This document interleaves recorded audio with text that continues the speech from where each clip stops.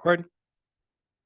So we are going to start off talking about how um, all these pro-clotting factors happen. So the last part of the final exam is all about how clotting happens in the nature in which we can cause anti-clotting. But really, what this all revolves around is the idea of the arachidonic acid metabolism. And so it's with that understanding that we really have to look at how the arachidonic acid plays a role. So when we talk about the final exam, this is where we want to come from the mindset.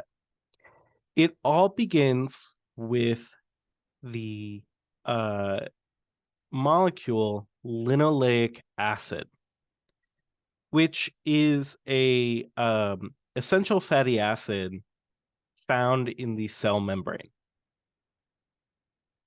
And the fact that we have this really important component found in the cell membrane should kind of clue you into how clotting initiates and that whole idea of platelets interacting with the vascular endothelium. But in any regard, linoleic acid is converted via phospholipase A into our big molecule arachidonic acid. Arachidonic acid is a 20 carbon fatty acid chain. And essentially what's going to end up happening is that we are going to divide up the different metabolisms based on two different categories. The first kind of metabolism that you'll get is through 5-lipoxygenase.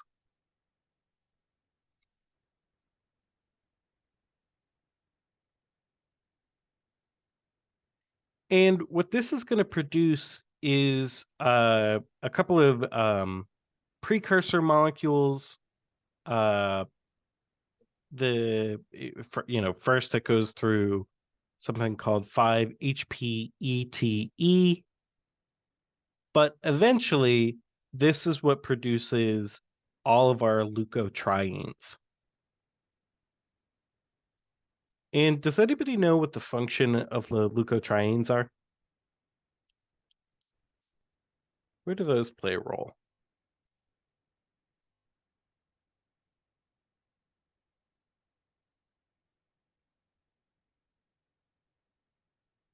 Yeah, huge role in activating the immune system. So when we think about getting the immune system involved in the body and kind of mobilizing the immune system, that's where we go through leukotrienes. From leukotriene A2, I'm not sure, does he go much into leukotrienes? I can't remember if that's first or second semester. Not yet? Okay.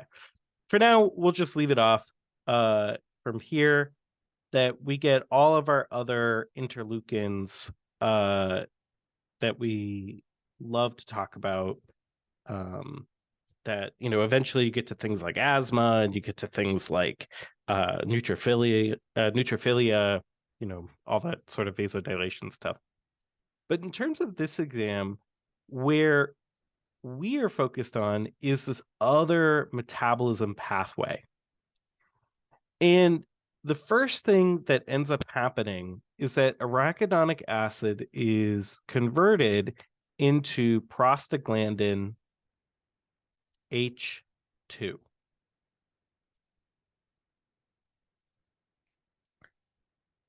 Prostaglandin H2, which, by the way, they named them in the order that they discovered them. So this was, I think further down on the list. But in order to get there, we need to go through two different enzymes. We need to go through COX-1, and we need to go through COX-2.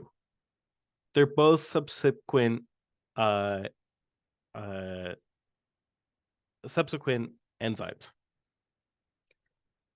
We'll talk more specifically about the COX enzymes in a second, but from prostaglandin H2, we have two different categories. The first is that it can be converted into thromboxane.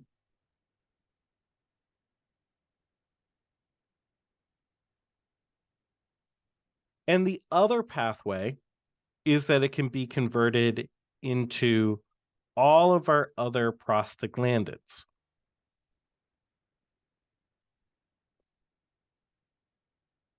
So this is where we get things like PGE1, which was alprostadil, or we get PGE2, which was dinoprostone, or PGF2, which is carboprost, right? So all those other prostaglandins that we love to talk about.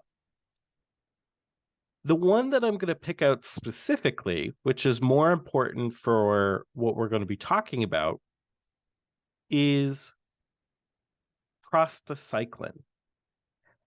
Now, prostacyclin is a prostaglandin, specifically it's PGI2, but prostacyclin has a major role in when we talk about clotting. So I didn't really give it enough room, but really where we are going to be focusing our energy on is prostacyclin and thromboxane. What we can say is that prostacyclin has a couple of different effects.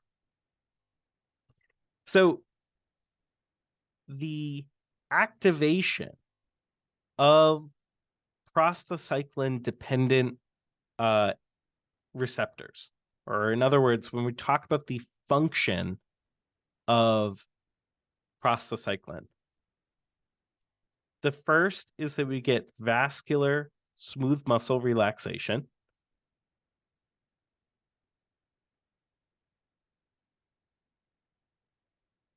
And that was everything that we talked about when we were talking about pulmonary hypertension and all that good stuff. But where we care about it in terms of this exam is that we have inhibition of platelet aggregation. So is PGI2 pro or anti-clotting? Is PGI2 pro or anti-clotting? It is anti-clotting.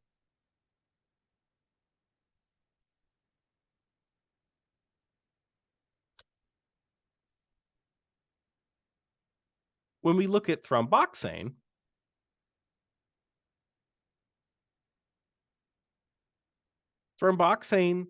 through its activation, so in other words, when you activate receptors that are part of thromboxane's action, which this is really thromboxane A2, you get vasoconstriction,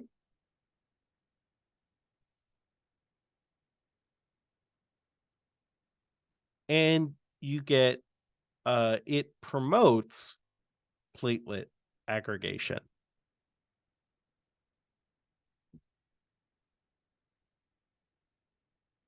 So is thromboxane pro or anti-clotting? Pro-clotting. So just from this overview in general, we know that we would want to inhibit thromboxane's effects while at the same time promoting something like prostacyclin. Now, why don't we use prostacyclin to treat clots? Why don't we want to really use prostacyclin like that?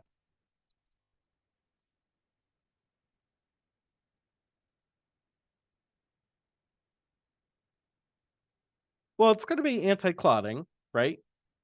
The problem is that we're going to have tons of other effects, right? We're going to get tons of hypotension.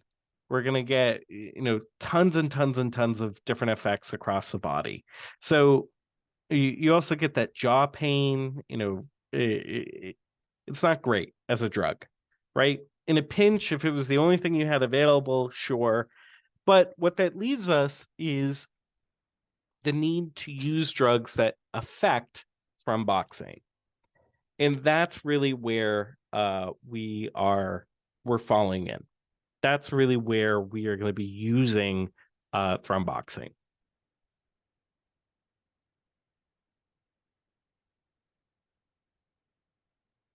Any questions about that so far?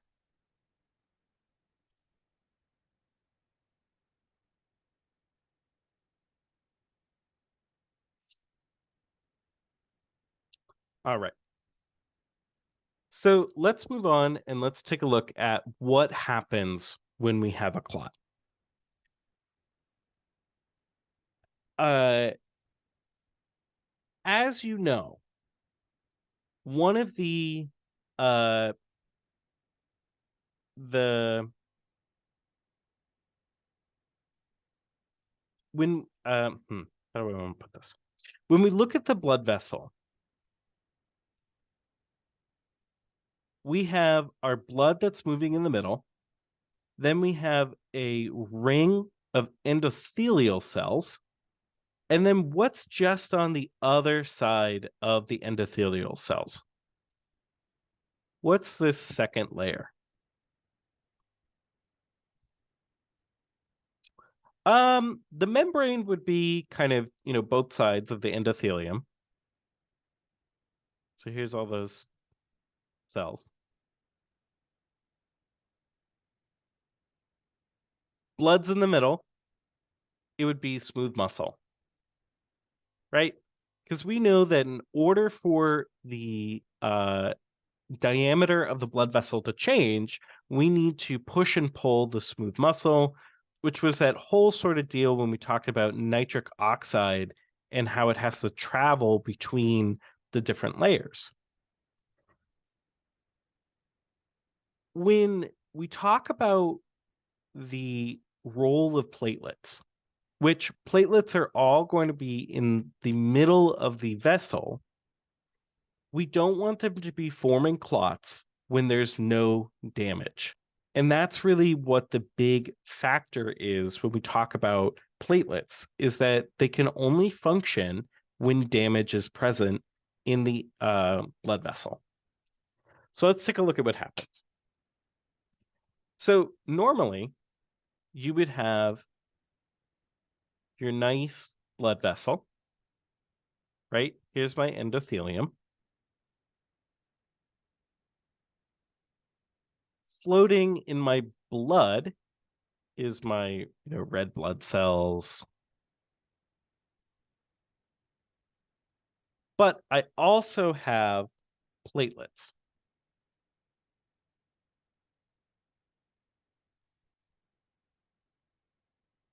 So under normal circumstances, the endothelium separates the components of the blood from the smooth muscle. Can't get to it at all. What ends up happening is that during tissue damage, so I'm just going to copy that. And if I'm going too quickly for people, let me know. That let's say that you cut yourself, right? That you accidentally, you're using a knife, you're being careless, and you end up cutting through a blood vessel. What ends up happening is that the smooth muscle, which is normally uh, prevented from coming in contact with the platelet, is now able to have its collagen fibers, which are like these big, long gummy worms. And the collagen is what activates platelets.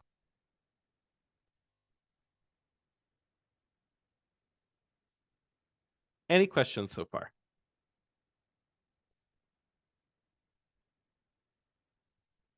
All right, great. This is uh, the uh, big thing. So let's take a look at what ends up happening. So you have some sort of tissue damage.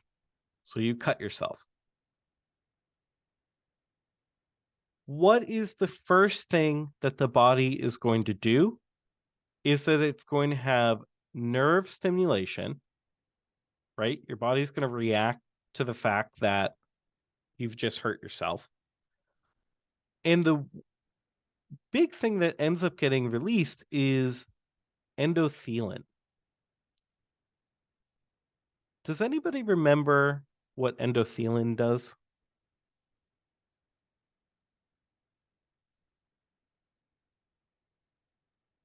Yeah, vasoconstriction. And even if you're not sure about endothelin, what do you remember about what happens when we have injury, right? Fight or flight. The body doesn't know what's going on, so it's going to cause an increase in blood pressure. And how does it do that? Via vasoconstriction. What's going to happen to our platelets? Are they going to move further or closer to the site of damage if we vasoconstrict? They're going to move closer. So our platelets are pushed towards the injury.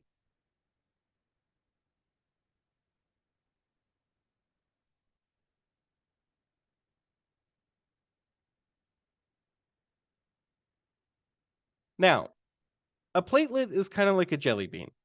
It doesn't do a whole lot unless if you have something that will stick to it.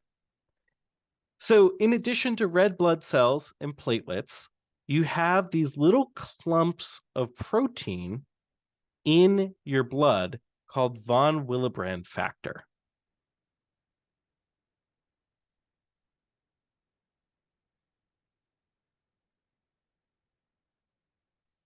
Von Willebrand factor is constantly floating around in your blood. And what it does is that it can now stick to the exposed collagen. So the next step here is that von Willebrand factor sticks to exposed collagen.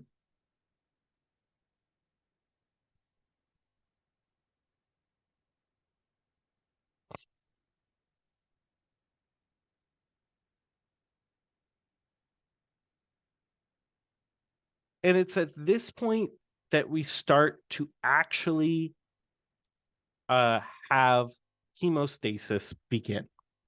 Hemostasis is now possible. So let's take a look more specifically.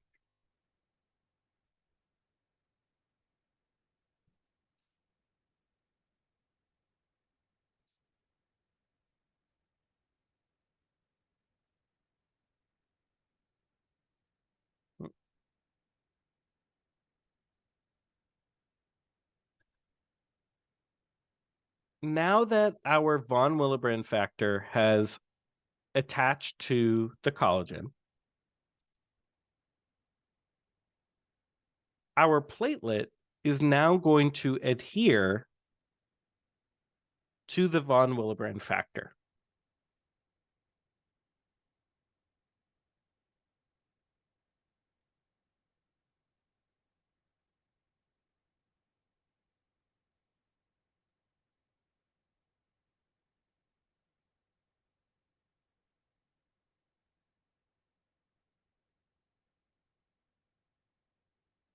One of the big things to understand is that in order for this connection to happen, is we need to look at what the receptors are on the platelet itself. So here we have von Willebrand factor and our collagen fibers. And on the platelet membrane, we end up having a receptor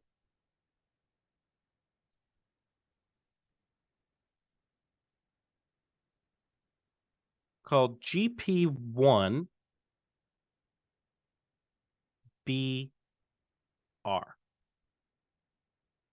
And what GP1BR does is that it attaches directly to this von Willebrand factor.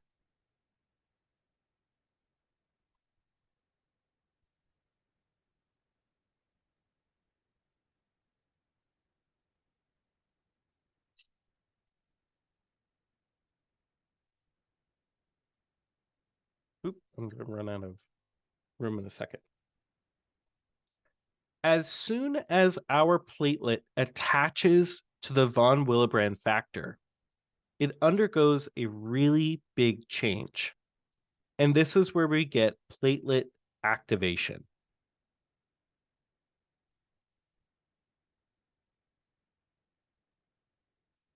We talk about platelet activation, but it's really important to understand how is it being activated? What is it actually doing in this stage?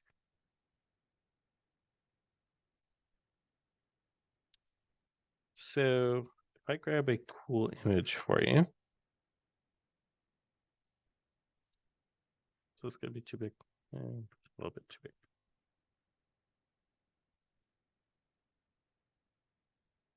That's better. This is what happens during platelet activation, right? We see a conformational change in the surface of the platelet that now, instead of this nice smooth surface, we have this spindly little spiky ball.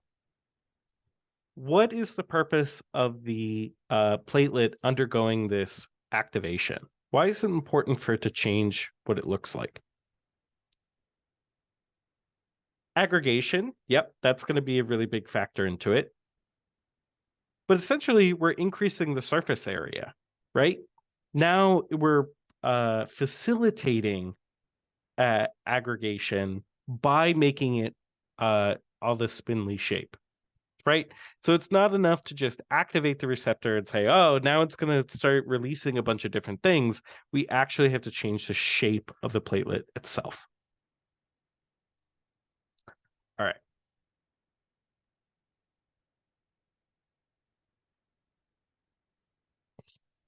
So back to my, oh, that is terrible. What if I do?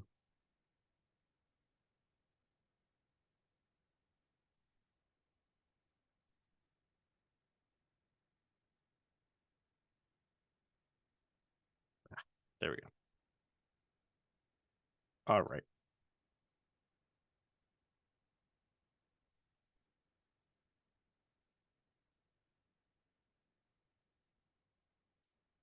All right. So we have our spiky ball platelet, which is adhering to the von Willebrand factor via the G1PBR GP1BR receptor. Once we have platelet activation,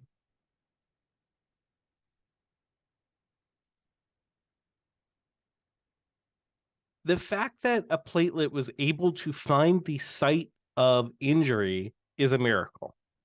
So what it has to do is it has to start attracting other platelets that might be flowing by to the site of injury and get them involved in aggregation. So in other words, it has to turn smooth platelets that are floating around into spiky balls so that way they themselves will adhere and aggregate. So the way that it's going to do this, oops,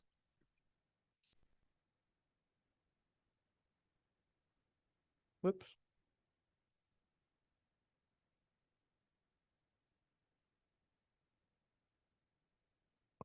is it's going to release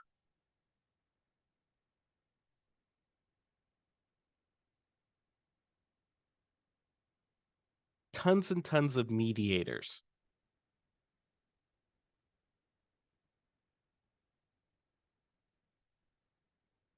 So let's take a look at what these different mediators are going to do. The first mediator is adenosine diphosphate, or ADP, which is a byproduct of ATP usage. And essentially what this is going to do is it's going to promote platelet adhesion to the endothelium.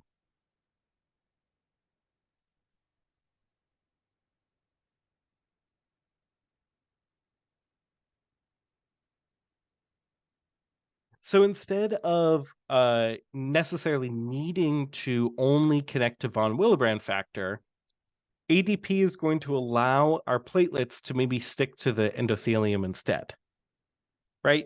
And what that's going to allow it to do is it's going to allow us to form the clot further away from the injury and kind of pack it in afterwards. The next thing that gets released is thromboxane itself. Thromboxane activates other platelets.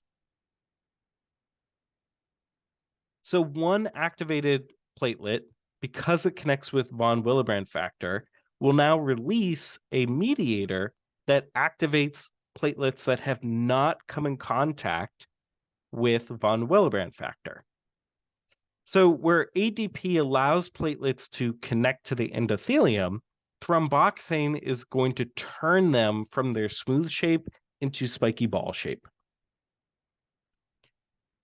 The other thing that this is going to do, as we talked about earlier, is vasoconstriction, which is only going to assist in getting those platelets to come closer to the site of injury. The next thing is a big burst of release in calcium.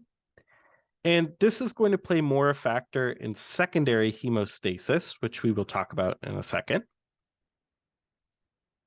And then the last thing is a platelet activating factor, PAF. And really what this is that it's just a pro-inflammatory mediator. So this is where you're going to start to get your neutrophils and your macrophages and all those other things that create the local inflammatory response, right? So if you have damage to the cell walls, we need to somehow recruit the immune system to come by and mop up whatever bacteria that might have gotten involved. Does that make sense? Kind of, sort of. Okay. So let's zoom in on what ends up happening. First thing that got released was ADP, right? So here we have ADP coming out. And ADP is going to flow towards another platelet.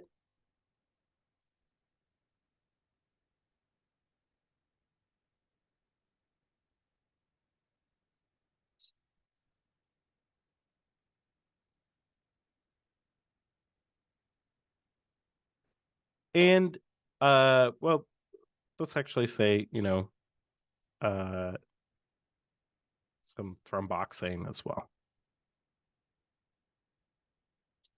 So we have the activation of another platelet into its spiky ball shape. And what I want to do is I want to zoom in on what's going on so that way we can see exactly how this is responding.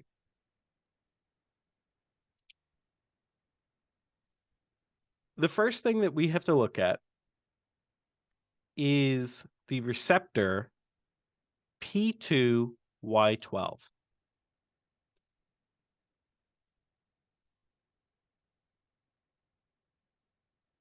P2Y12 is what's interacting with ADP.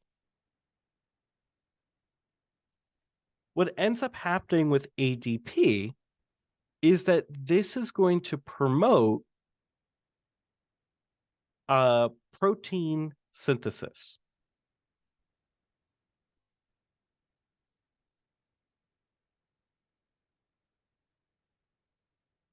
What ends up getting produced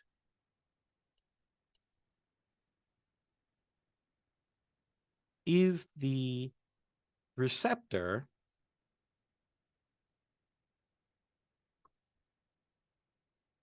GP2B/3A.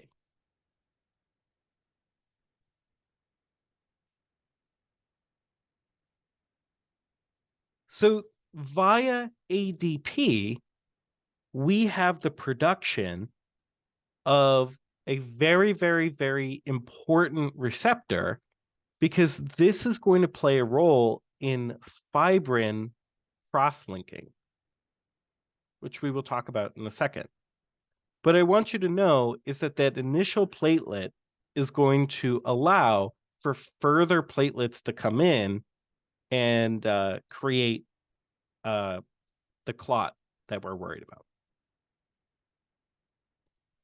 The other thing that ends up happening is that through the activation of our platelet, we have more arachidonic acid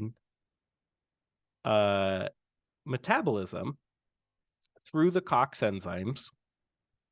And this is going to end up releasing more and more thromboxane, which of course is going to cause vasoconstriction.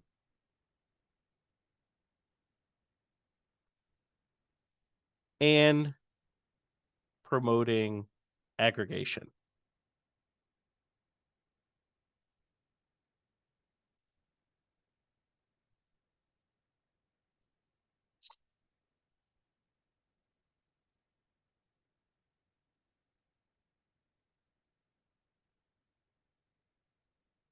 The other thing that's really important to note here is that binding with the GP2B receptor is highly promoted by calcium.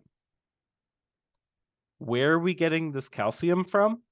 From our platelets, right? Our initial platelets are what is boosting the effect of the GP2B receptor. And this is how we eventually get into secondary hemostasis. Any questions about these?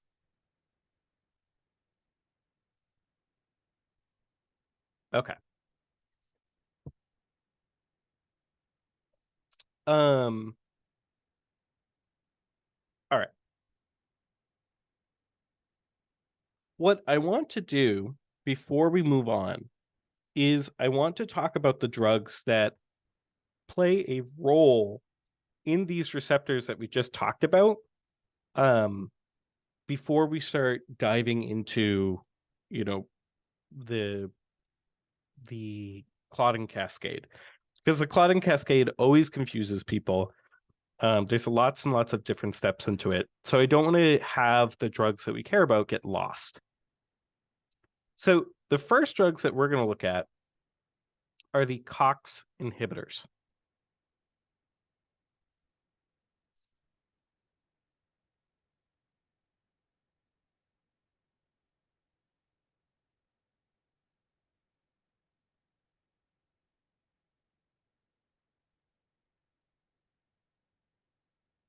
I can't believe that worked.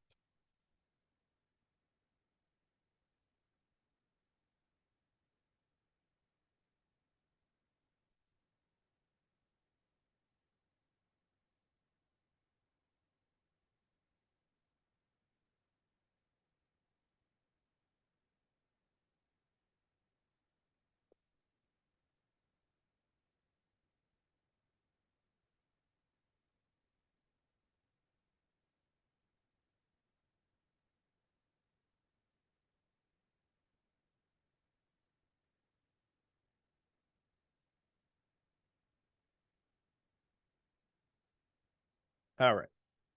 So when we talk about the COX enzymes, What we care about is the ability for a drug to connect to either COX-1 or COX-2. So if we look at our first drug, which is aspirin, acetylsalicylic acid, aspirin has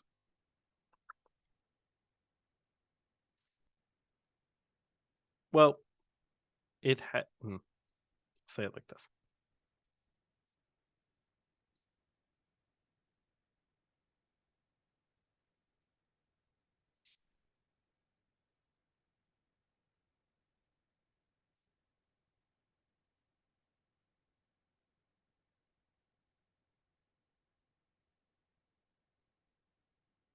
Yeah. Okay. When we look at aspirin, aspirin has two effects. The first is that it has irreversible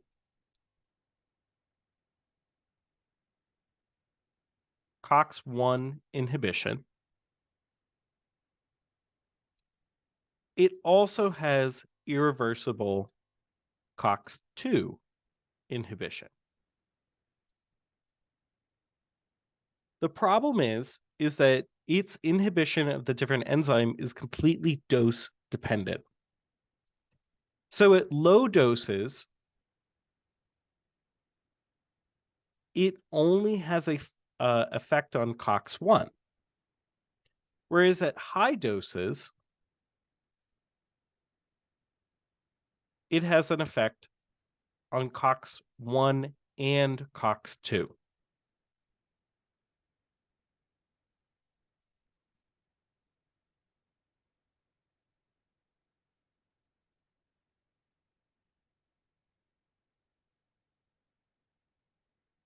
So at these low doses, what ends up happening is that you get primarily inhibition of thromboxane, which means that at these low doses, we get the antiplatelet effect that we're going for.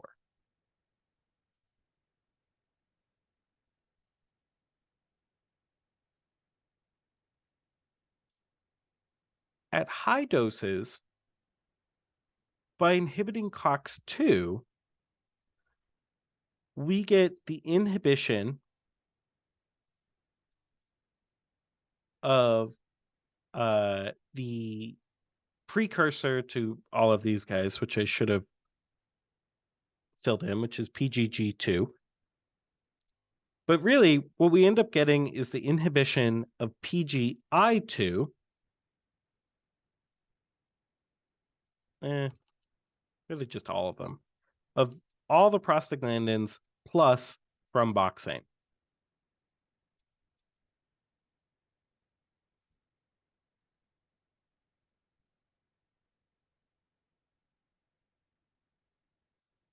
So in terms of how the how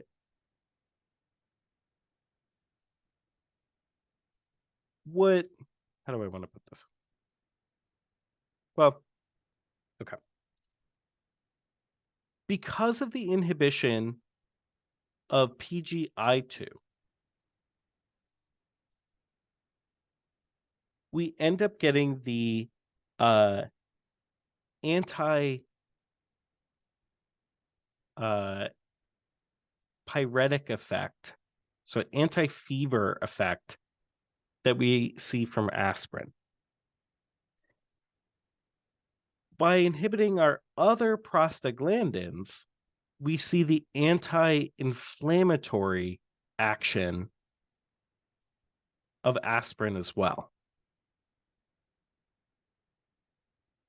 As well as some of the analgesia that we expect to have from aspirin. Mostly because less inflammation means less pressure going on. Or at least that's how I believe that ends up happening.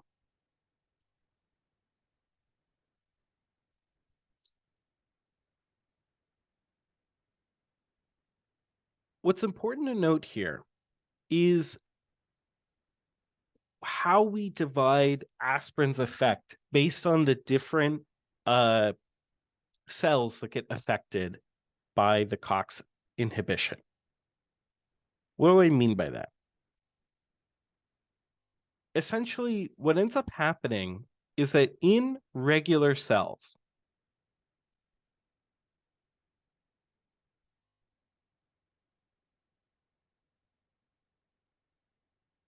when aspirin interacts with them, aspirin binds to the COX enzyme,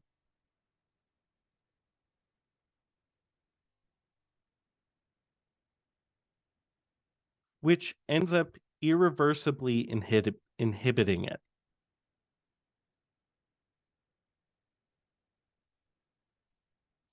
What's the only way for a cell to get rid of an irreversible inhibitor?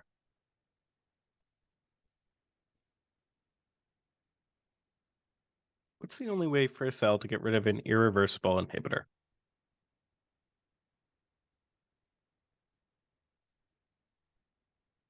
Yeah, you have to remake the enzyme. So over time, the cell remakes the lost enzyme, which undoes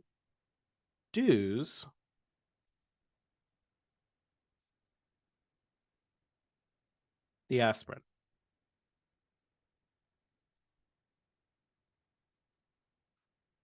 In order for the cell to do this, it has to use protein synthesis. In order for protein synthesis to happen, what organelles do we need? Exactly, the nucleus. So the big factor here is that in regular cells, like the endothelium, the nucleus is allowing for the cell to remake the lost COX enzyme. When we look at platelets, platelets lack a nucleus. They do have ribosomes, but they don't have the nucleus to remake the lost COX enzyme.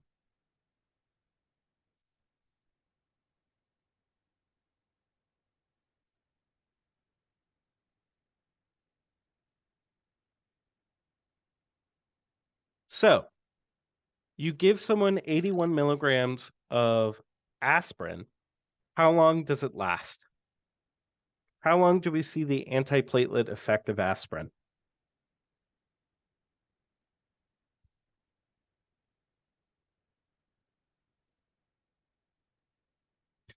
Well, it depends on how long it takes for those platelets to be remade, right? So essentially, the antiplatelet half-life or antiplatelet effect of aspirin equals the lifespan of a platelet. So, how many days does a platelet hang around the body? Answer is 7 to 10 days.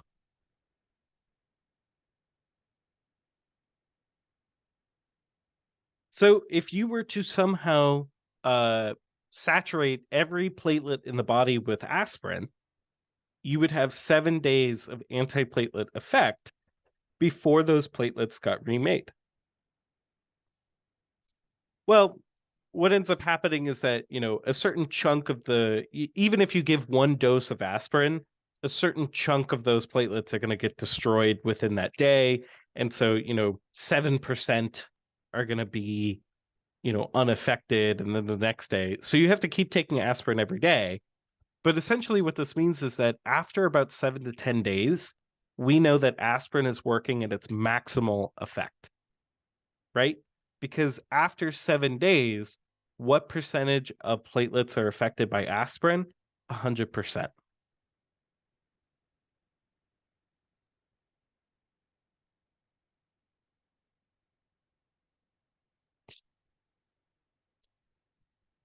What we can do is we can divide out the doses of aspirin based on its effect.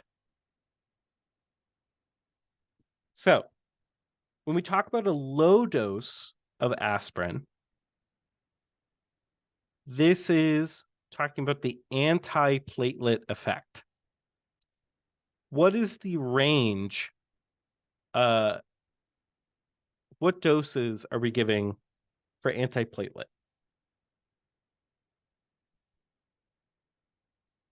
What's the dose we give for antiplatelet aspirin?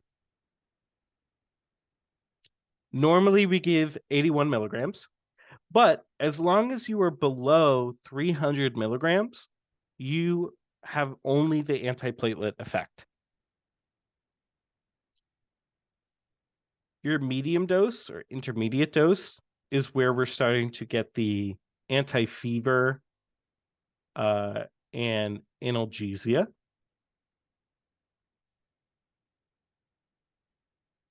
And this is really where we're looking at about 300 to 2,400 milligrams a day. And then finally, your high dose is where we have the anti-inflammatory effect.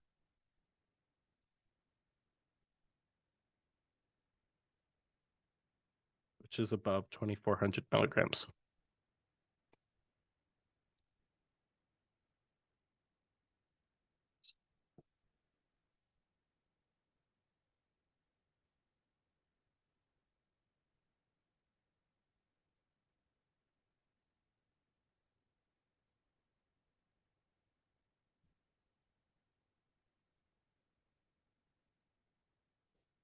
Um,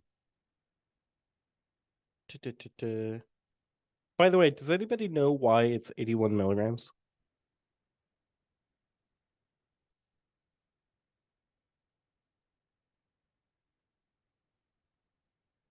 I would be shocked if you did. Uh, it's 81 milligrams because that is the or no, sorry, 325 milligrams. Does anybody know why that is?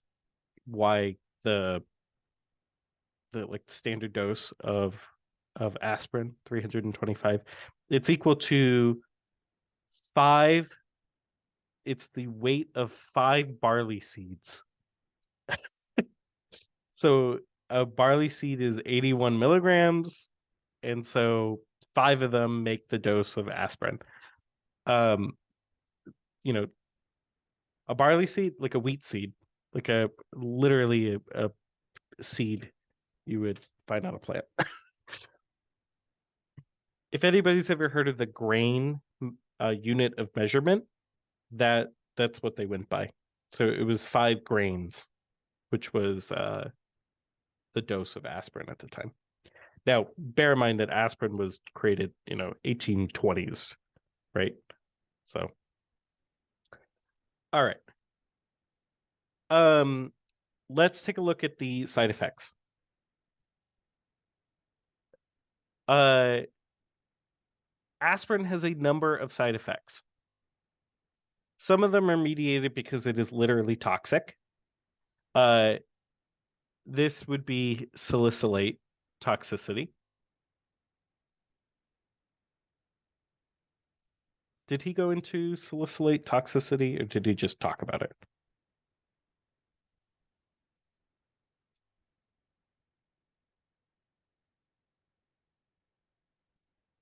So essentially what it is that aspirin, if we look at the structure,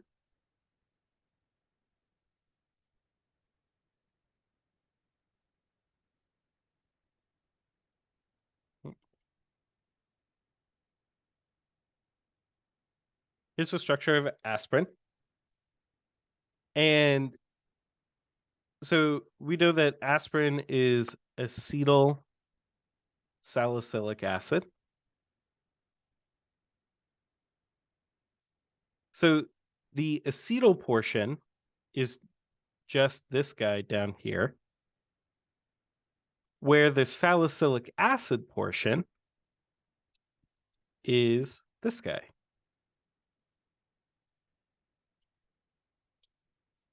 So because salicylic acid is an acid, this the it causes metabolic changes.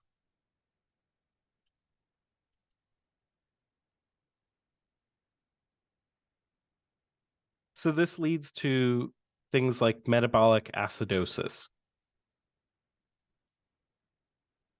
right? So you're changing the acidity of the blood, or you're changing the acidity of the plasma inside of an organ. Not great.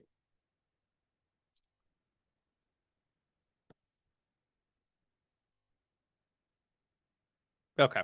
All right. Then I won't talk about it.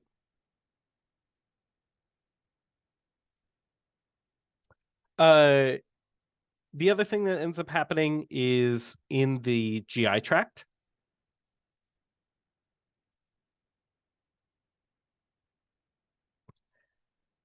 Because you have COX-1 inhibition,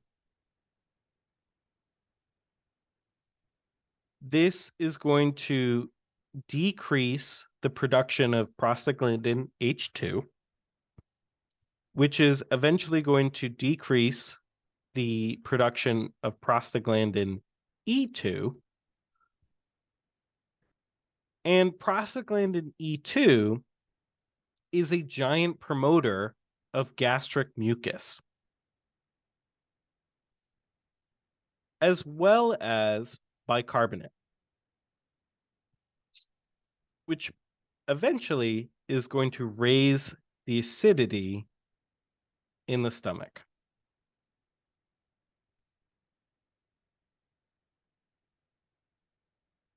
Right. So not only are you raising the acidity, but you are decreasing the protective layer. And so you end up getting ulcers. Pretty significant ulcers as well. Right. Other things that end up coming from this as well is things like dyspepsia. So you just feel like you have an upset stomach. And then, of course, this can eventually lead to hemorrhage, right? Because you have an active bleed.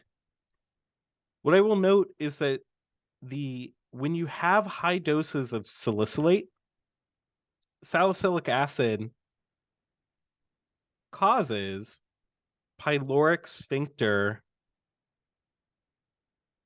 contraction,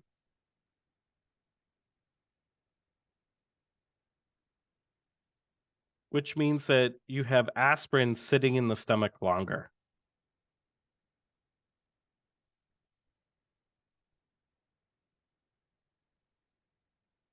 So not only are you, which ultimately increases absorption.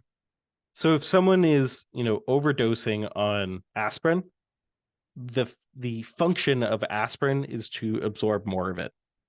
So, which is really why it's super, super dangerous if someone decides to attempt suicide by aspirin overdose, because the body will just keep raising the absorption of the drug. It becomes really, really, really dangerous very quickly. Obviously, you have increased risk of bleeding.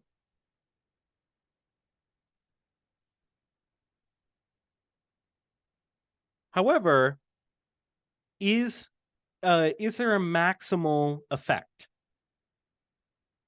Does the effect of aspirin plateau?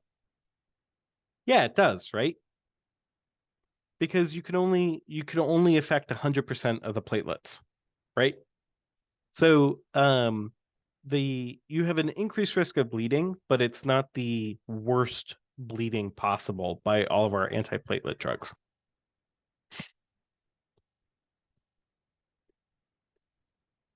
Kind of a nasty one is tinnitus. Aspirin can disrupt the vestibulocochlear nerve.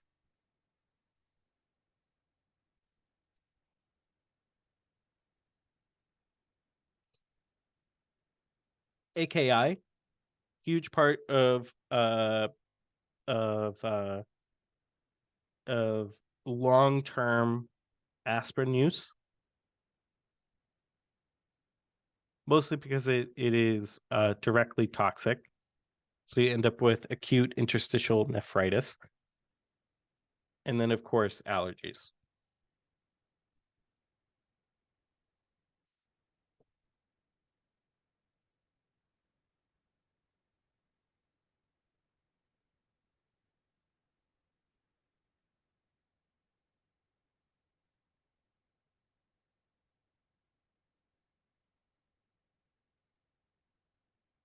Aspirin allergy? No, I don't have an aspirin allergy.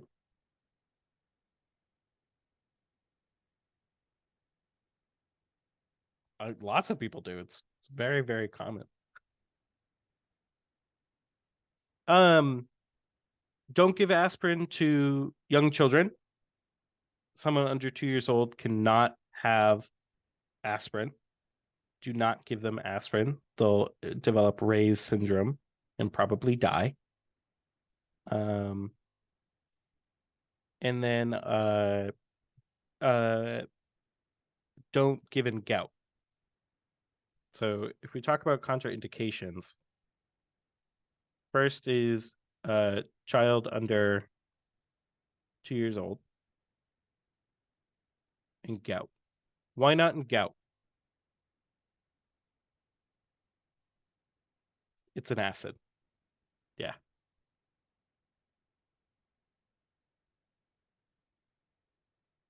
right. So it's going to affect the organic acid transporter. Very nice. Any questions about aspirin? Was this helpful to go through this, by the way? Okay, there, sweet. All right, so we talked about the first drug that's coming in here, right? Which is affecting COX 1 and 2. Um, uh, eventually we'll come back and we'll talk about the NSAIDs, which are all about anti-inflammatory, which is mostly going through COX 2. But for now, really all you have to know is that aspirin is having its effect purely on COX 1, which is really where we care about it. All right. Oops.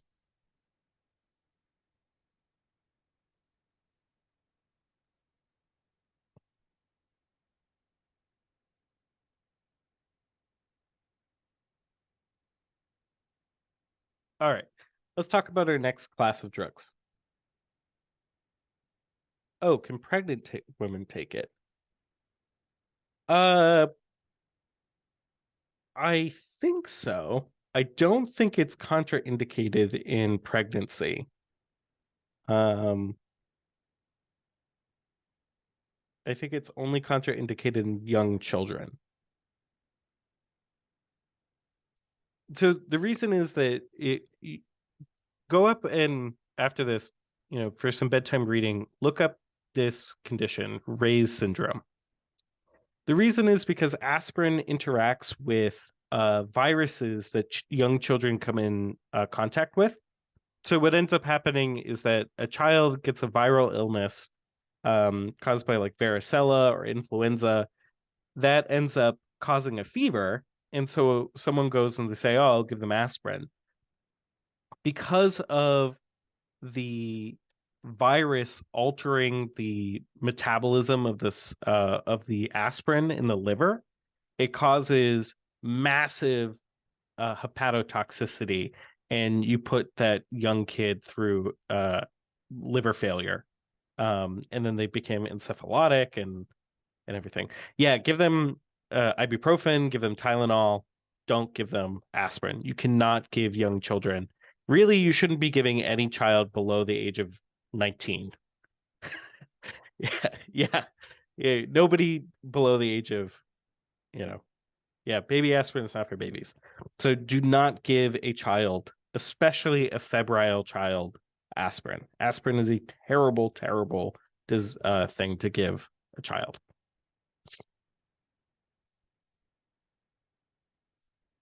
All right, let's talk about P2Y12. So the next class of drugs that we're going to look at are the P2Y12 inhibitors. Now, as we talked about earlier, the P2Y12 receptor is responsible for connecting with ADP, which is going to produce that cross-linking receptor that we talked about earlier. So what the P2Y12 inhibitors are doing is they are preventing ADP from binding, which is going to end up decreasing the expression of the GP2B3A receptor. Eventually, what this is going to do is we're going to have less cross-linking, which means decreased clot formation. Right? Likewise, too, just to point out where aspirin is coming in as well. Aspirin's right here. So aspirin is preventing the platelet aggregation.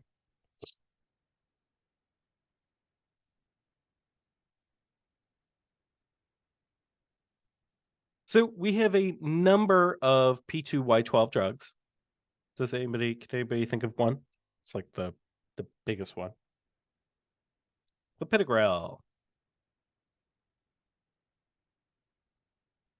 Clopidogrel is a prodrug.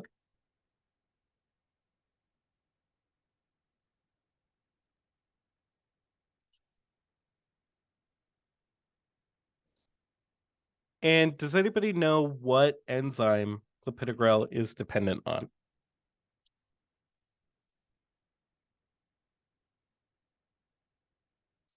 Good guess. 2C19. So what this means is that we have clopidogrel.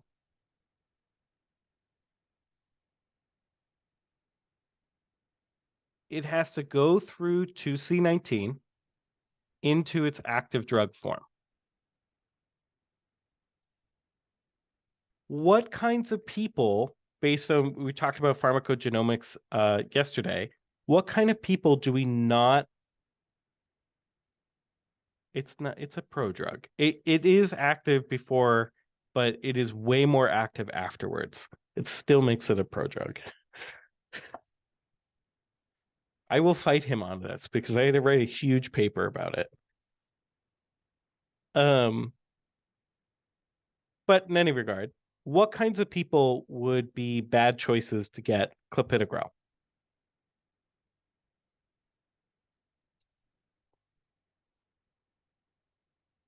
Slow metabolizers. Right.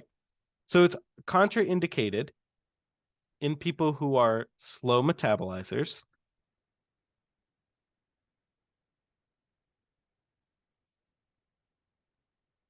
We would want to use caution in what kind of people? What kinds of people would we want to show caution?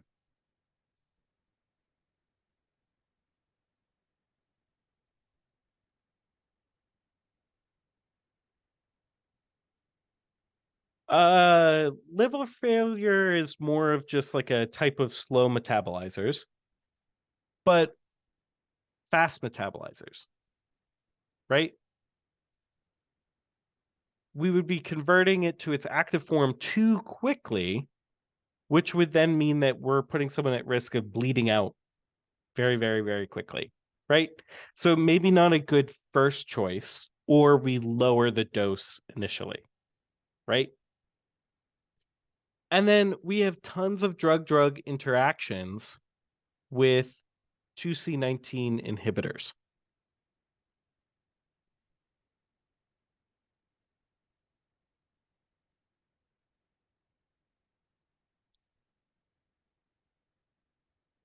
One of the interesting interactions that we see is clopidogrel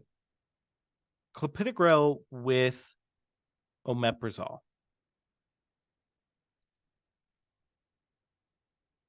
So omeprazole is a weak, it's kind of a moderate inhibitor of 2C19.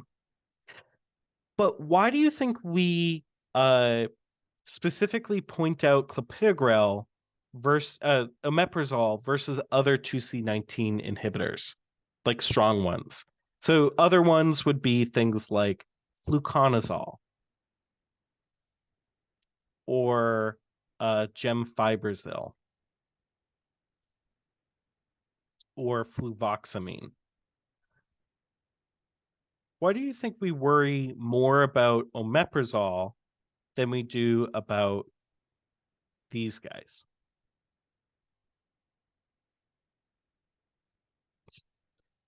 Um, yeah, the ulcer stuff is important, but why would somebody be grabbing, why would we choose omeprazole?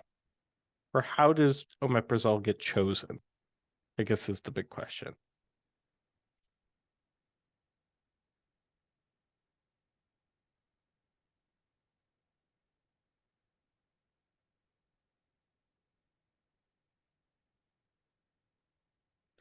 It's a really good guess. Where do we find omeprazole? It's over the counter, right? All these other drugs, fluconazole, gemfibrozil, fluvoxamine, you have to get a prescription for it, right? That means that a doctor and a pharmacist is double checking it. Omeprazole, not necessarily the case. So someone gets heartburn because they ate too much spicy food and they start taking omeprazole for the next couple of days. Well, now you have a drug interaction, right? So while it's not a potent inhibitor of omeprazole, of 2C19, omeprazole is more commonly accessible by patients, right? So we always want to worry about it. Does that make sense?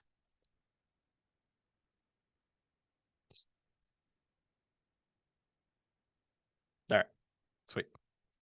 Other drugs basically have the same sort of function. What I'm going to do is I'm going to list them out like this. So our irreversible P2Y12 inhibitors are clopidogrel, prasugrel, and ticagrelor, I think. Let me think real quick. No, ticlopidine. Yeah. Our reversible ones is ticagrelor and cangrelor.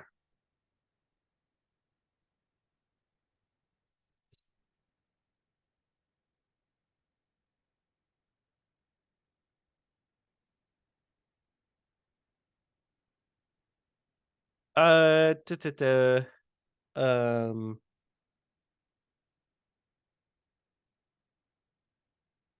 where do these drugs TTP?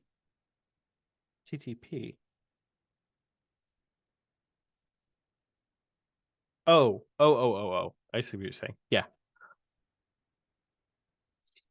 So in terms of adverse drug effects, obviously the biggest thing is bleeding and hemorrhage, right?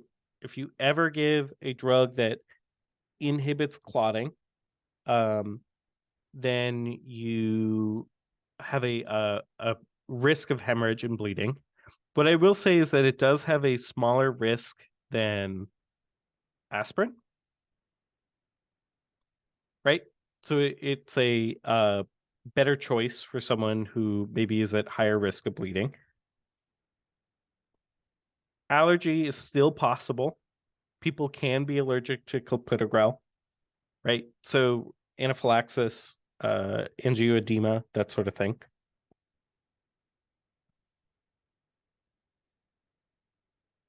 You can have some GI upset, which is due to kind of the effect directly on the stomach, similar to aspirin, but it's rare with these drugs.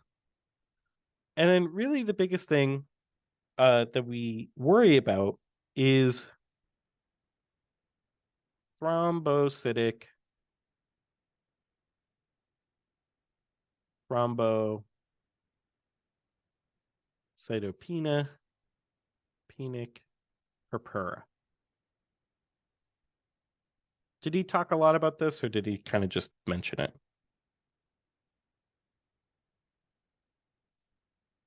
Mentioned-ish.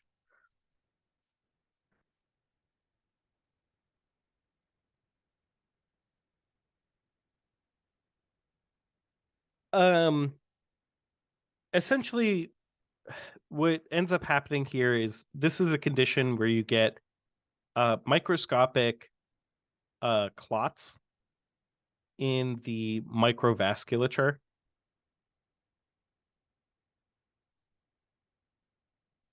So in the in the smallest uh, blood vessels, like your capillaries, for whatever reason, you have antibodies that are formed that cause these tiny microclots to happen. And really, when you think about it, it's an immune mediated um, uh, antibody mediated. And so the way to think about it is that you have this tiny blood vessel, and you suddenly form a clot halfway down it. Well, that means that you're going to end up getting blood pooling on one side. Now, are we exceptionally worried about this in terms of like uh in terms of like, oh my God, this is going to cause a heart attack? In the immediate sense, no, right? You can have purpura, but in chronically, if you have enough capillaries that get blocked, then you start to have that ischemic uh, effect. So you end up starting to get things like ischemic strokes or myocardial ischemia.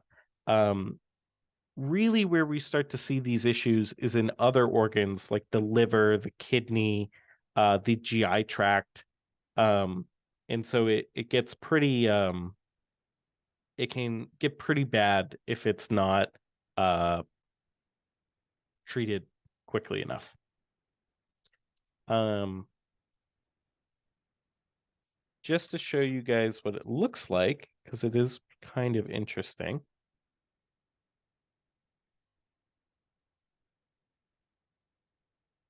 So this is what it looks like. Tiny dots all over the place, right? So if you saw this initially, you wouldn't be like, oh, I don't know what this is, but it doesn't hurt. So maybe I'll wait to go see my doctor.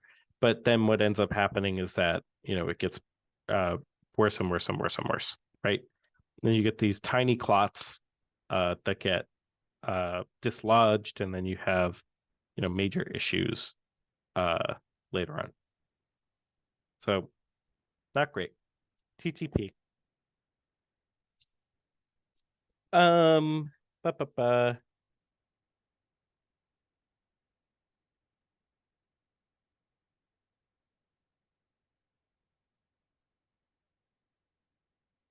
Da, da, da.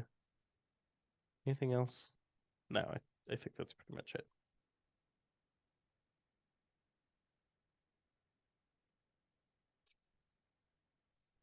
Okay, great. I want to wait on the two B3As in just a second. So let's go in and let's talk about uh, the secondary cascade, the secondary thrombus.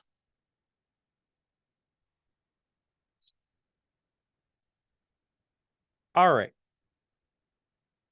So at this point, we have activated a whole bunch of platelets uh, that are just rearing to connect to the von Willebrand factor in the injury. The problem is that those initial platelets are going to attach to all the available von Willebrand factor. And so after a while, you have no more sites to bind onto, which is where the GP2B3A receptor comes in and secondary hemostasis. So, where we have primary hemostasis, which is caused by blood vessel injury,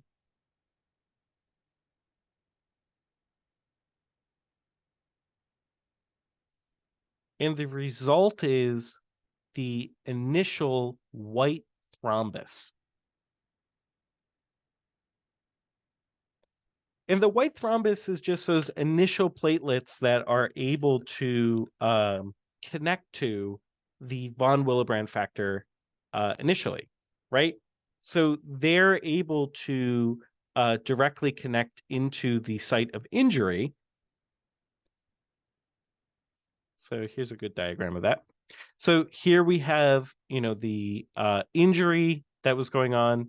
And so the initial platelets are the ones that are going to be able to stick to that directly. This is talking more about uh, uh,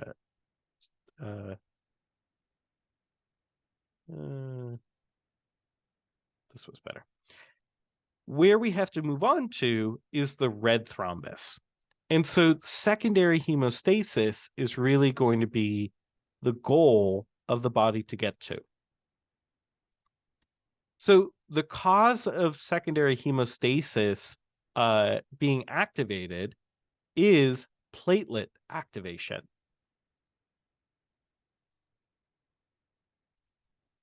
The result is going to be the red thrombus, whose ultimate goal is to stabilize the clot and to keep it where it is. That's really where it's coming into.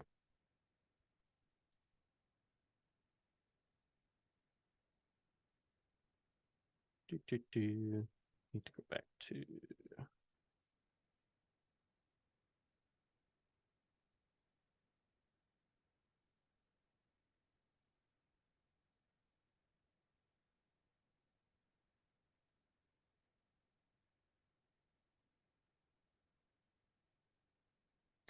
All right. So let's dive more into secondary hemostasis. What we have going on is the coagulation cascade.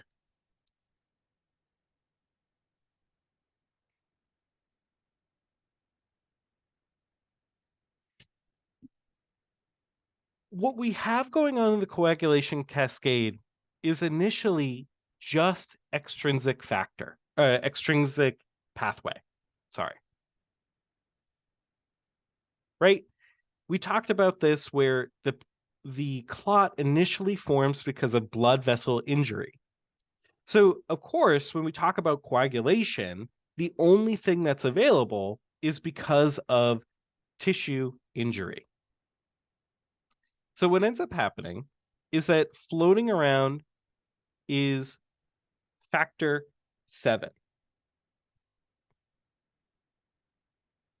Factor 7 is activated, which is denoted by A, by the factor tissue factor, otherwise known as 3. So 3 activates 7. And the way that tissue factor is 3 activates 7. And where tissue factor 3 comes from is from trauma. Right? So we break open the endothelium. That releases factor 3. And because factor 3 is no longer locked inside of the cell, that means that 7 can be activated itself.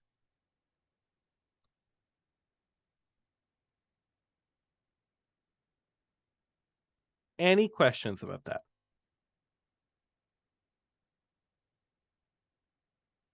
All right. The function of 7 is to initially activate factor 10 into factor 10A.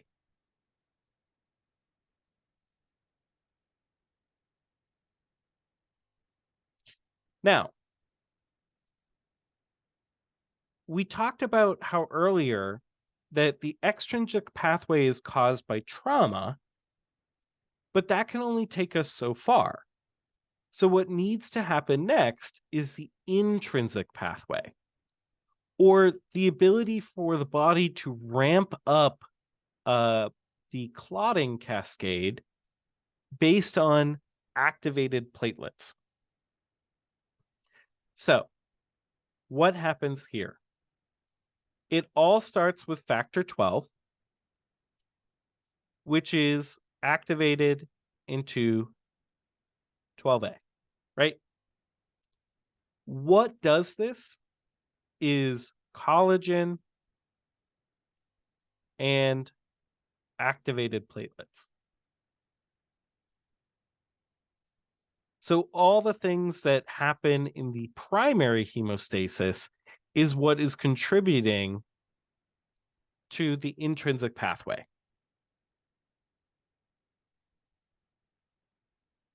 Once factor 12 is turned on, it will turn on factor 11.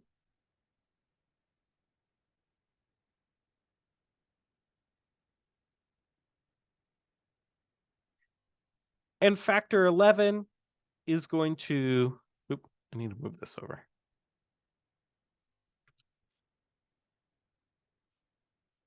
Factor 11 is going to enable factor 9.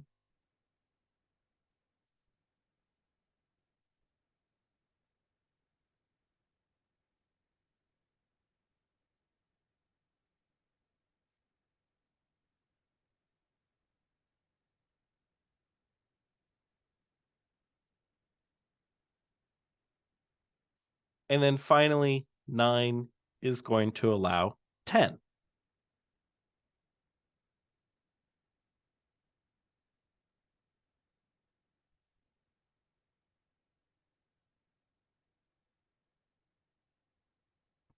As we get to 10, we start to see the common pathway or the combined pathway.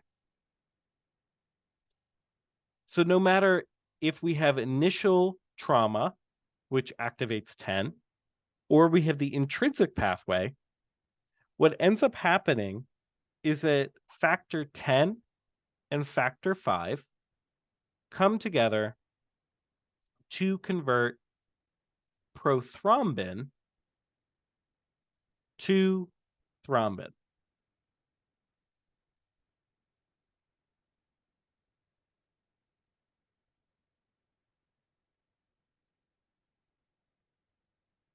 Which is factor 2 to 2A.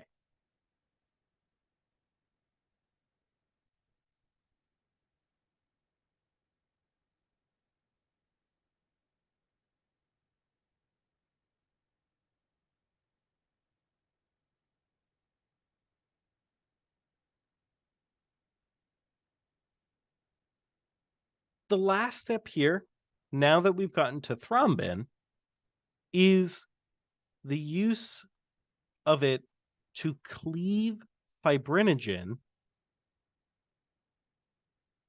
into fibrin.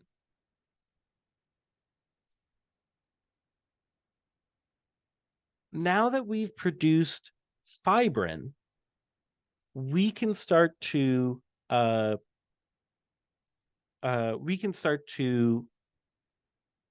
actually cause cross-linking.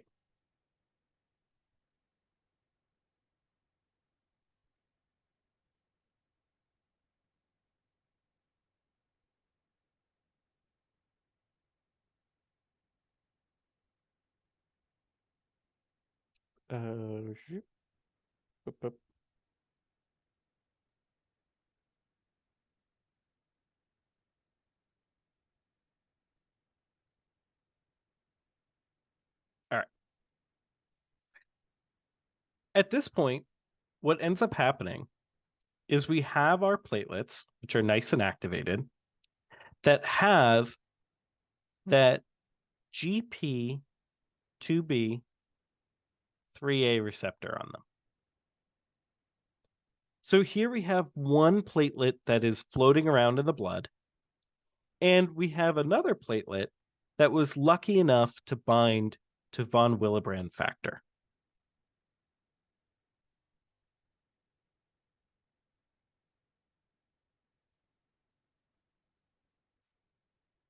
In order for the new platelet to stick to the lucky platelet, we need to use that fibrin molecule.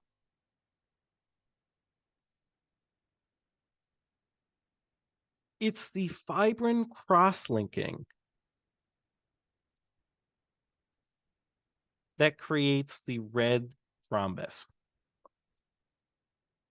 So the nice, stable thrombus that's going to allow the body to repair the damage that was done. Over time, you get tons and tons and tons of cross-linking, which creates something called the fibrin network. And the fibrin network is going to be stabilized by another factor called factor 13.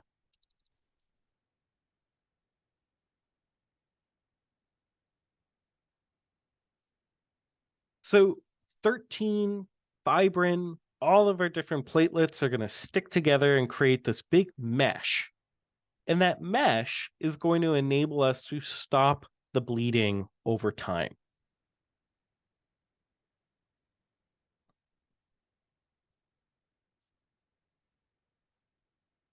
Uh, any questions about this?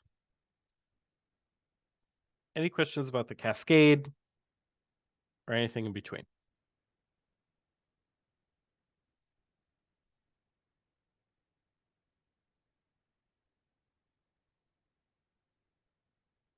All right. Did he is I imagine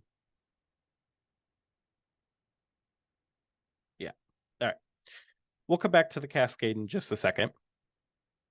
But what I want to talk about real quick is about the inhibitors of this receptor. So the GP2B 3A inhibitors are some of our most potent antiplatelet drugs out there. What these drugs are monoclonal antibodies whose uh, whose job is to bind to the receptor, which ends up preventing the fibrin cross-linking. So it's almost like it's a little plug on one of the receptors.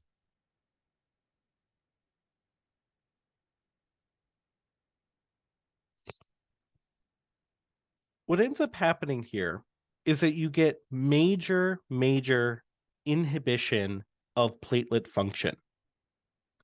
So the anti-thrombo function of the GP2B3A inhibitors are some of the most potent antiplatelet drugs out there.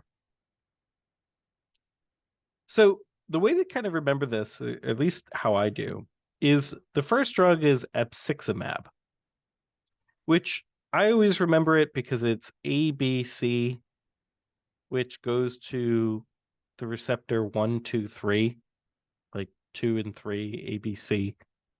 I don't know why, that's just how I end up remembering it. The other ones that we end up seeing are, I think he gives you tyrofibam, if I'm not mistaken.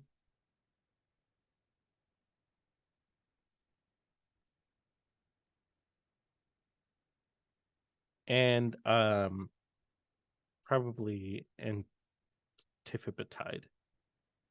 This is the other one.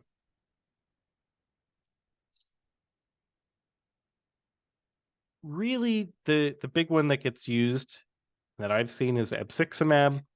It's an irreversible inhibitor. And what is the reversal agent for abciximab? It's the only way that we can reverse abciximab. Make more. Yep, definitely. So for abciximab, which I think is, what's the brand name? I don't remember the brand name. It's an irreversible inhibitor. So the reversal agent, so say if you needed to use this in the case of a stroke, in order to reverse this, you need to supply fresh platelets. So say someone, they come in for stroke, we are like, oh my God, it's a ischemic stroke. We need to give them abciximab right away. And then we find out, oh shit, it's not an ischemic stroke, it's a hemorrhagic stroke. Well, the only way that you're going to reverse abciximab is by providing frozen platelets that you thaw and then you infuse into them. Just not great.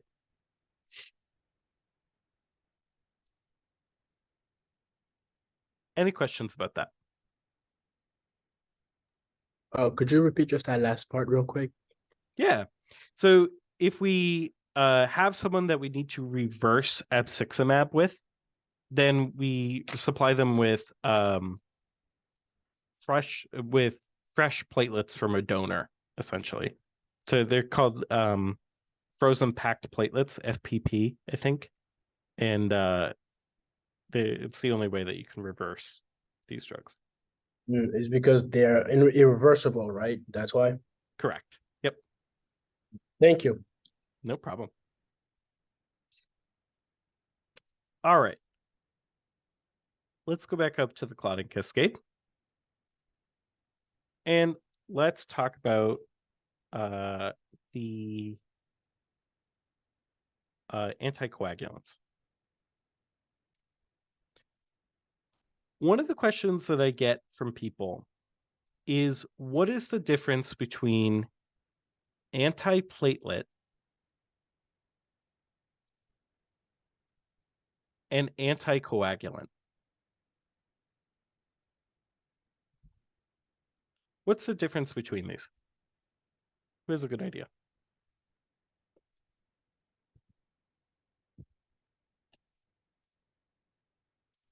They both end up doing the same thing, right? They both end up preventing a clot. But yeah, there you go. Antiplatelet is affecting the ADP mechanism, right? So if we look at all these different drugs, we have the COX inhibitors. We have the P2Y12 inhibitors. We have the GP2B3A inhibitors. All of these are working on this ability for ADP to activate a platelet and then eventually create these other receptors. Anticoagulants are going to be working on the coagulation cascade. So when we think about anticoagulants, the way that we should be grouping them is based on where in the cascade they're working on.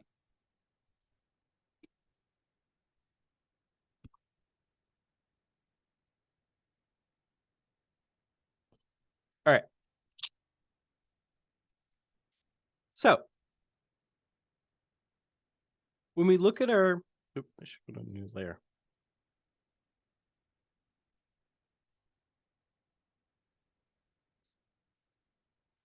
As a reminder, when we talk about the extrinsic pathway, which is caused, which begins because of trauma, we're talking about factor 7 and factor 3.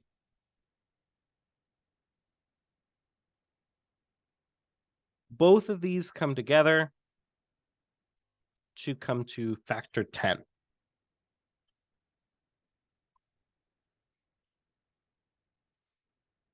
When you think of the intrinsic pathway, which is caused by platelet activation, I want you to remember tenet.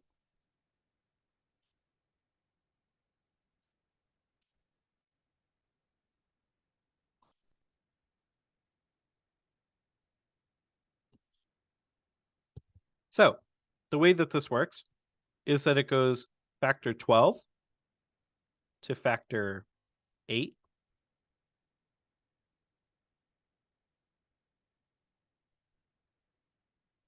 to factor 9 Isn't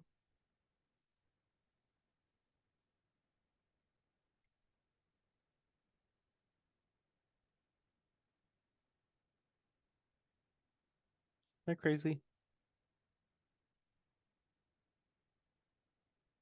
10, 11, 9. Yes. Then to 10.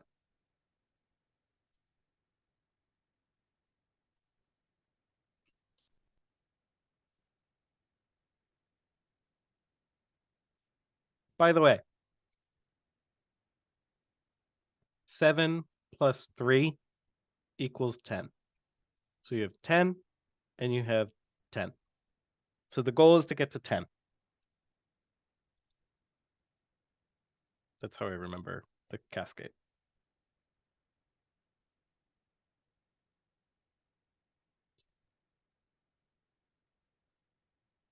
All right. Let's look at our first anticoagulants. The first one is regular old heparin. Now, heparin is it's a, what's the best way of explaining? It's a mixture of stuff.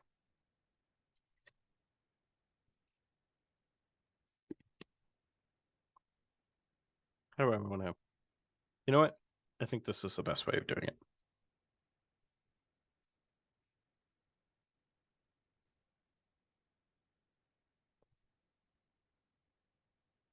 All right. We have our procoagulation factors, right? Factor 5, factor 7, factor 8, 9, and 10. These are procoagulation. What ends up happening is that the cascade of factors, this is going to cause prothrombin, how do I want to put this? Prothrombin to be turned into thrombin. Kind of doing this in a funky way, but I think it's going to work out.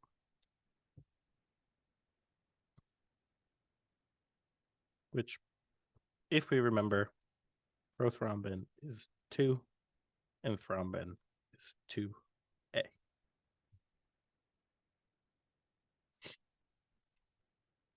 From here, thrombin's role is to turn fibrinogen into fibrin. So here's our cascade in a nutshell.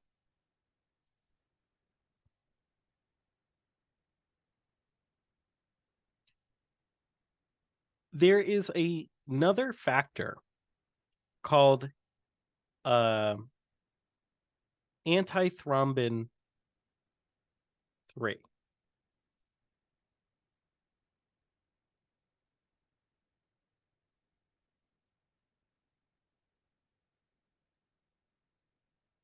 Antithrombin 3 has two roles. The first role is that it inhibits the production of 9 and 10. So you get less of 9, you get less of 10. You also get less of factor 2. No, sorry. It inhibits thrombin. My bad. Decreased function of thrombin.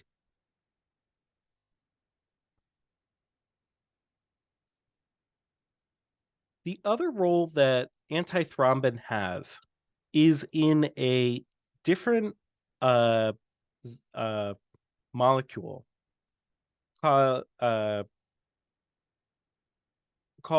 plasmin.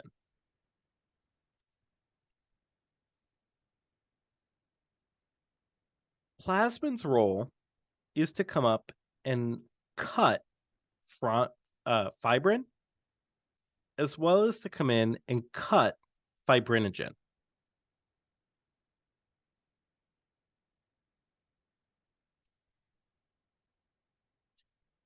Plasmin is produced from the zymogen plasminogen.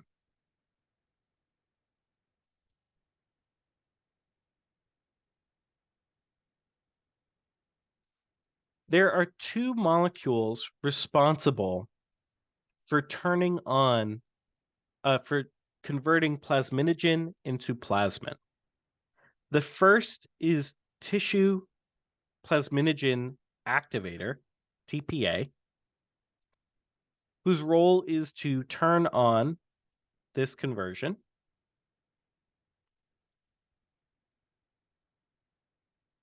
And the other one is urokinase.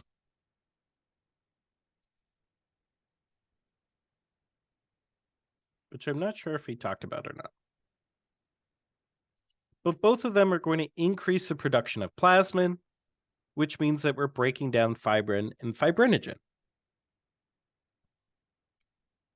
Antithrombin, in addition to decreasing the function of 9, 10, and 2, also activates TPA.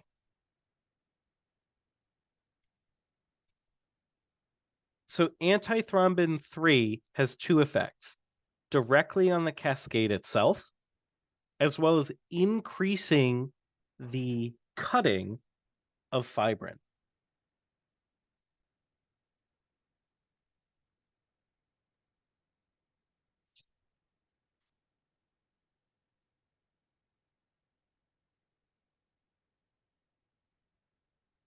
What I want you to know is that heparin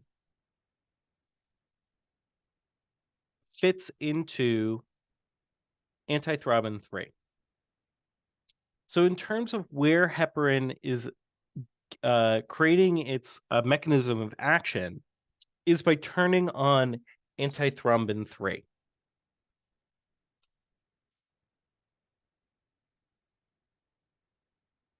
Any questions about that? This is a really, really, really big concept.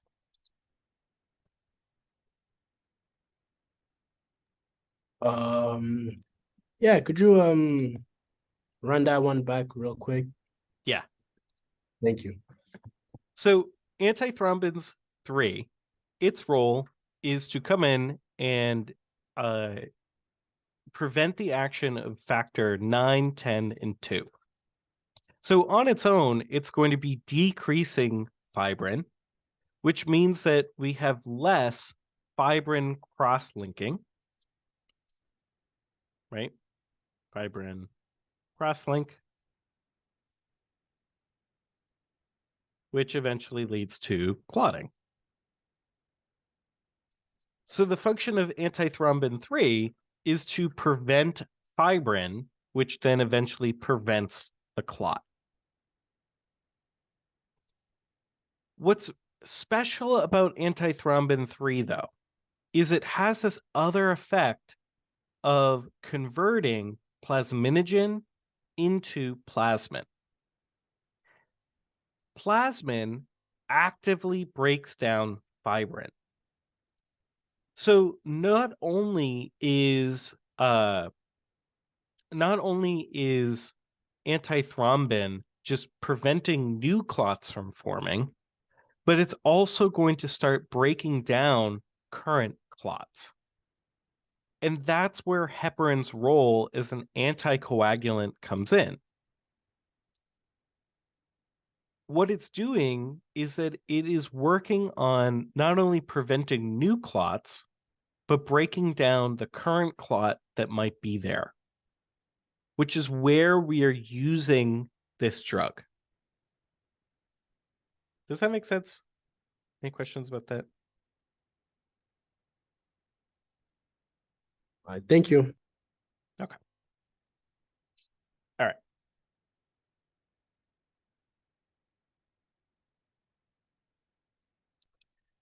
All right.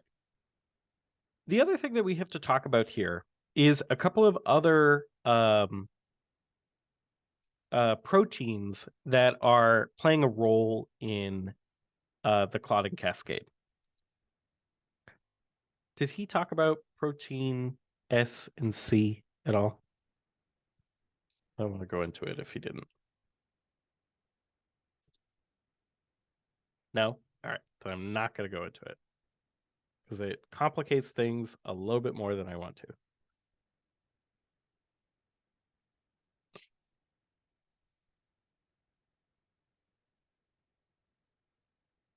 All right.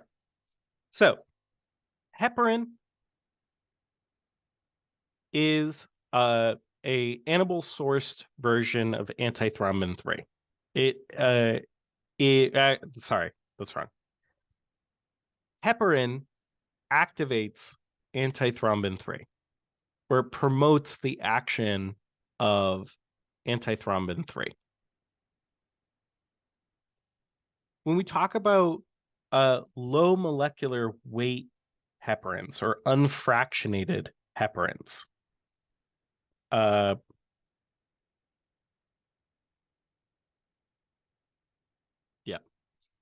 When we talk about unfractionated heparin, what we are talking about is its ability to inhibit both factor 2 and factor 10.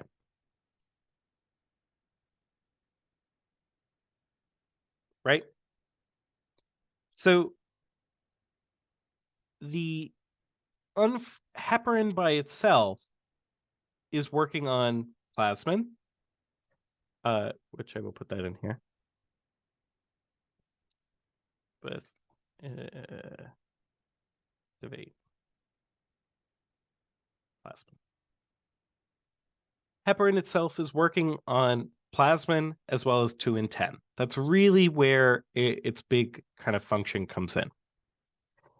When we look at heparin that you put into a centrifuge and then you spin it really, really, really fast, what you end up getting is you separate out the smaller heparins from the larger pieces.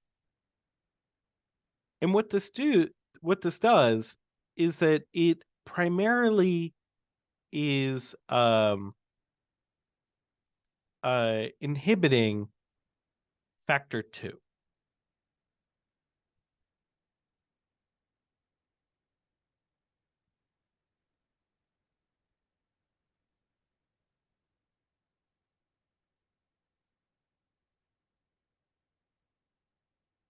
Oh, yes. Sorry. My bad.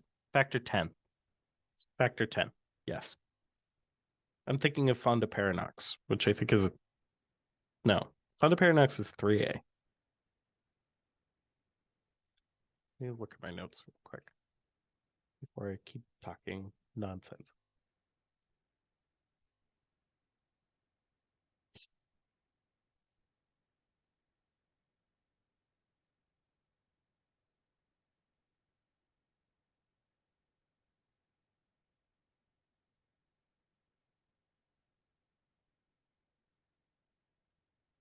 Oh, yeah, okay. All right. So we have heparin and we have low molecular weight heparin, which is our enoxaparins and our dalteparin, all those different kinds of guys.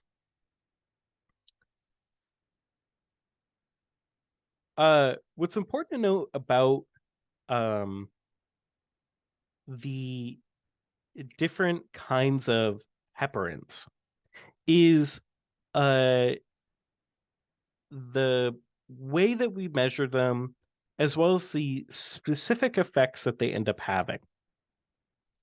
So, the other one that we should really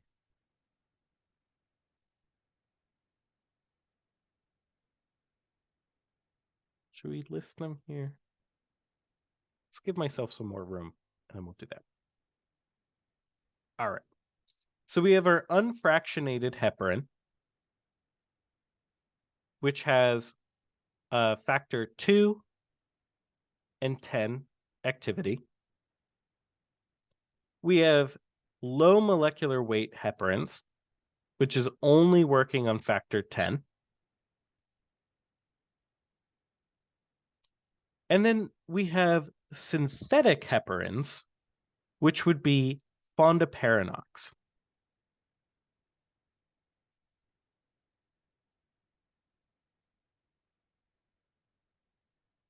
Fondaparinux is working indirectly on 10, but it's working directly on factor 3.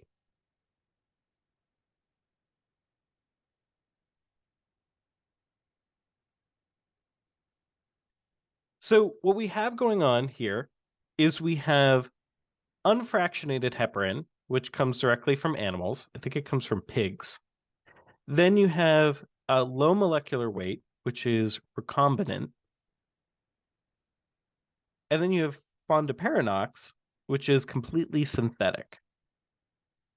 And what we see is that depending on which kind of heparin you were using, you get different effects. All in all, they all end up doing basically the same thing. They all cause an inhibition of the clotting cascade.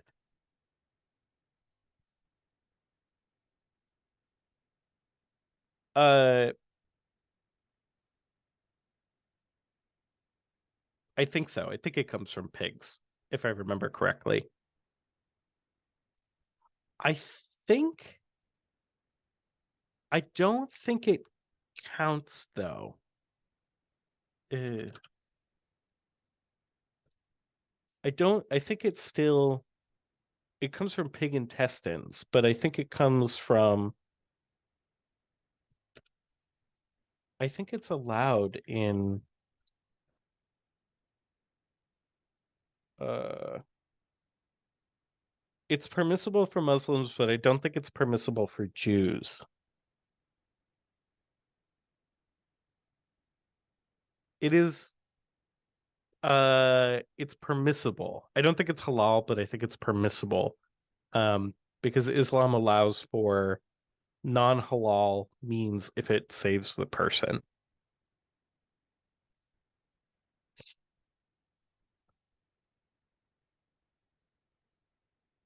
But I don't think it's kosher, so it's not allowed. I don't think Jews allow for it, but I'm not sure. In any regard, when we talk about the monitoring, this is really where we start to see differences among these drugs.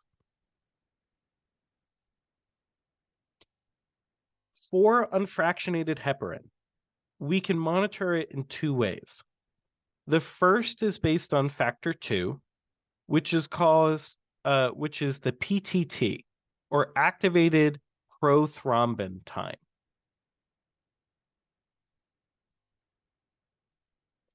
Essentially, what we're looking at here is the function of factor 2, right?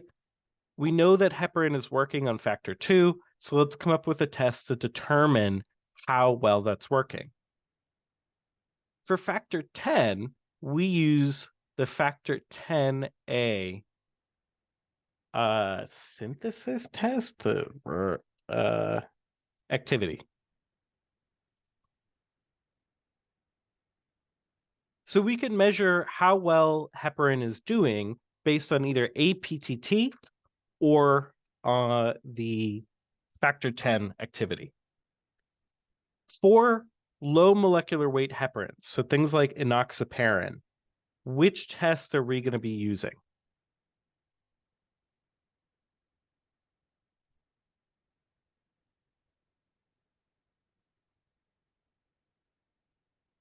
Which test would we use for enoxaparin, dalteparin, those sorts of guys?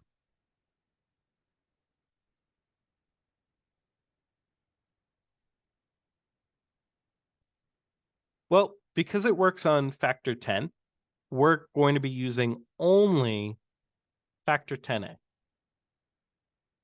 So the reason why I bring this up is on the exam, if you're talking about what kind of monitoring is available, and he says, are you going to monitor, for enoxaparin, which is a low molecular weight heparin. For enoxaparin, which of the following factors would you use for monitoring? And it lists, 2, 5, 10, and 7. The only one that you can choose is 10. When we look at fondaparinux, we can use factor 10A, and we don't have a test available for factor 3. That's not a factor that we measure. It's very rare that we end up monitoring fondaparinux with this sort of test, but it's available.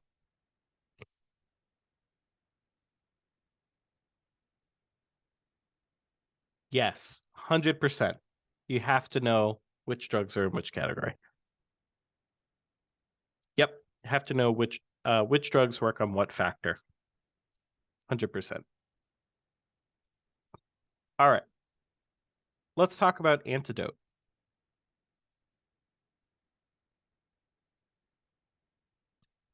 When we talk about the antidote for the heparin, did he talk about antidotes at all? Or am I just giving you stuff that doesn't matter? Did he talk about protamine sulfate?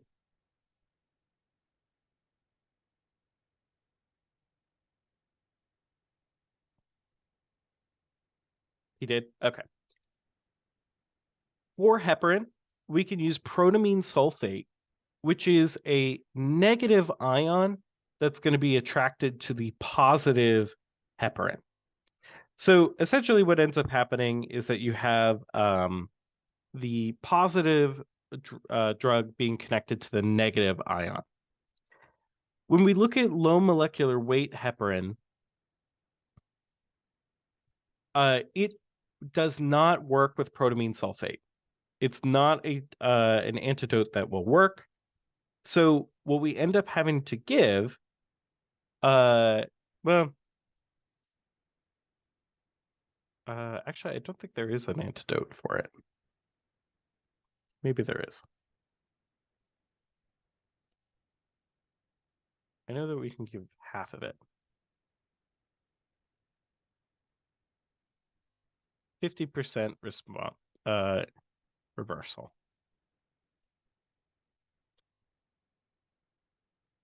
That's really the only two that we have to worry about. And then for fondaparinux, you give prothrombin complexes, which we don't want to go into. All right. I didn't realize how far or how late it got. So we're going to cut off here. Probably tomorrow we'll finish up doing this section of pharmacology. And then starting Saturday, we'll do a day of medchem, and then we'll come back to pharmacology.